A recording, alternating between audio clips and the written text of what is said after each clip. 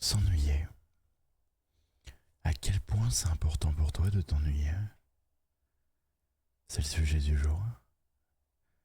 Bonjour, bonsoir, comment tu vas? En cette fin de semaine. Aujourd'hui, je vais vous parler de l'ennui. Je vais vous parler du bonheur que j'ai eu quand j'ai découvert que m'ennuyer pouvait être la chose la plus amusante que je pouvais faire. Comme d'hab, avant de commencer, avant que tu t'endormes, si jamais tu t'endors sur cette vidéo, bah, mets un like, abonne-toi, etc. Cette vidéo sera uniquement soft spoken. Il n'y aura pas de chuchotement, mais je vais parler avec une voix très basse pour satisfaire ceux à qui ça plaît, pour clôturer cette semaine. Ça fait désormais 2 semaines tout pile qu'on est ensemble tous les soirs. Et c'est un plaisir. J'ai longtemps été de ceux qui avaient peur du silence. J'ai été longtemps de ceux dont, lorsqu'un blanc arrivait dans une conversation, un silence un peu trop long, ma tâche, socialement, à moi, du moins celle que j'avais décidé qu'il m'incombait, était de combler complètement ce trou, ce silence, ce blanc, avec une vanne, une boutade, une relance, n'importe quoi, un rire, quoi qu'il me passait par la tête pour que ce blanc, que ce vide soit rempli, parce qu'il m'était inconcevable, complètement dénué de sens, pour moi, que un silence puisse exister dans une conversation. Et l'ennui, c'est un peu pareil. C'est un peu pareil dans le sens où, pour moi, j'avais toujours l'impression de devoir m'occuper. Toujours l'impression de devoir m'occuper. Avec des jeux idiots sur téléphone, des réflexions personnelles. Mon cerveau, mon crâne n'a jamais été vide. Du moins, n'avait jamais été vide. Et un jour, je me suis rendu compte que je manquais d'inspiration. Pour plein de sujets, j'ai besoin de réfléchir.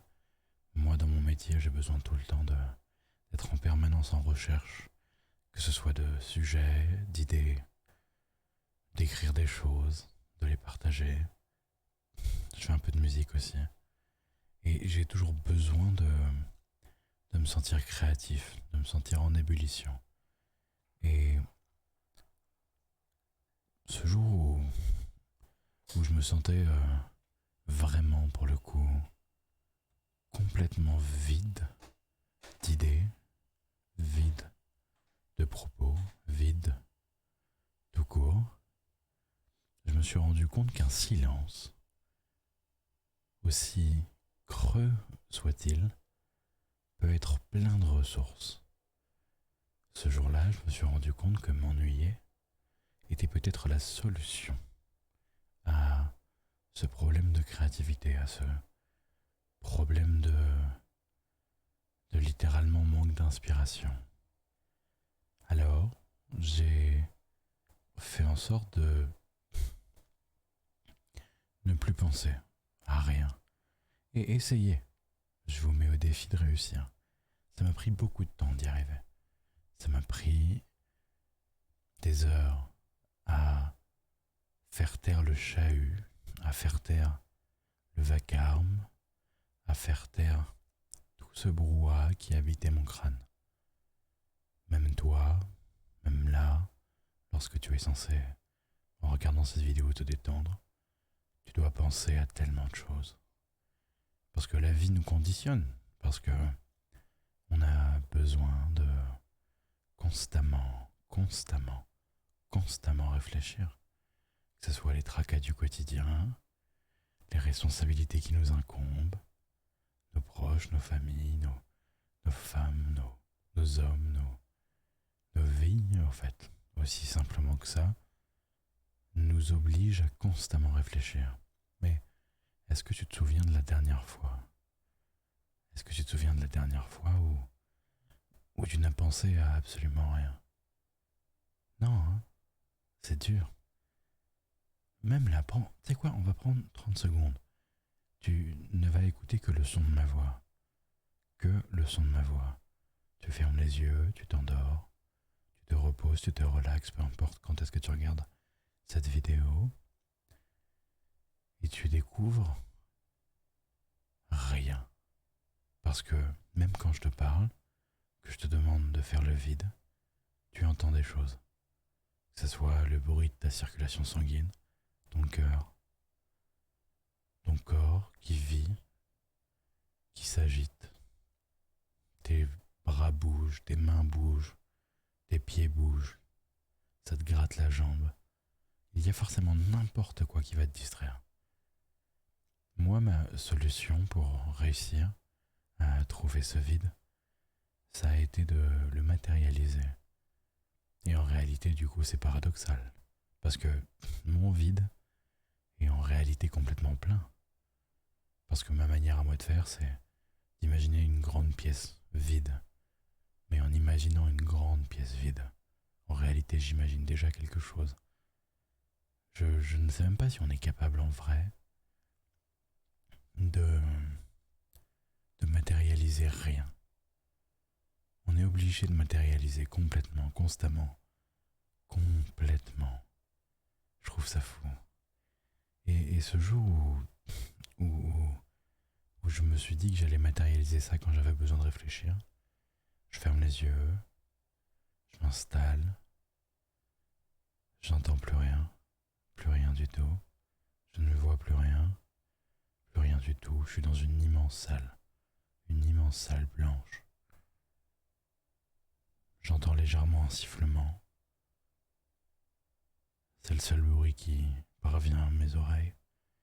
Je vois de la lumière blanche, complètement immaculée alors que mes yeux sont fermés et que normalement il devrait faire tout noir.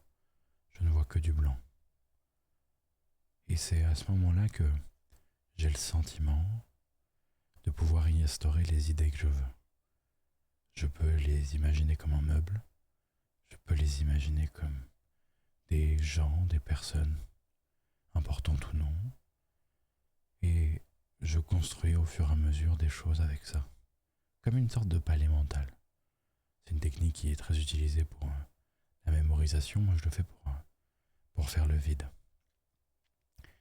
Et c'est quand j'ai découvert que cet ennui avait un pouvoir complètement merveilleux que j'ai réussi à développer d'autres choses. Parce que là où avant je me faisais guider uniquement par des pensées sauvages, qui structurellement n'avaient aucun rapport entre elles, je me suis retrouvé pour le coup à pouvoir les guider, à pouvoir les accompagner, les transformer. Parfois ça m'aide à dormir. Des fois, pour m'endormir, je ferme les yeux, je retourne dans ma grande pièce blanche, et je suis tellement immaculé par la lumière que j'entends une multitude de sons.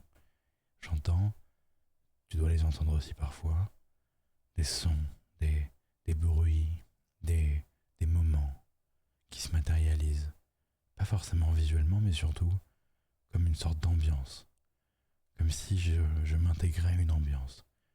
Et en général, je m'endors très vite après ça, et je pars dans un rêve que je vais oublier le lendemain, que je vais complètement effacer de ma mémoire, comme s'il n'avait jamais existé. Ça vous le fait, ça? Des fois, tu te réveilles, tu viens de te souvenir de ton rêve, et le temps d'aller faire pipi, tu reviens t'allonger, ou tu vas prendre ton café, et si je te demande de me donner les détails de ton rêve, tu n'y arriveras déjà plus. Impossible de se souvenir de ton rêve. Et non, parce que je demande des détails. Et si je laisse le temps un peu plus passer, quelques minutes peut-être, tu ne pourras même plus me dire même les grandes lignes de ton rêve. Tu l'auras complètement oublié. C'est fou. La morale de cette histoire, elle est plutôt simple. C'est dans les moments simples, dans les petites choses, dans les moments les plus calmes et les plus sereins,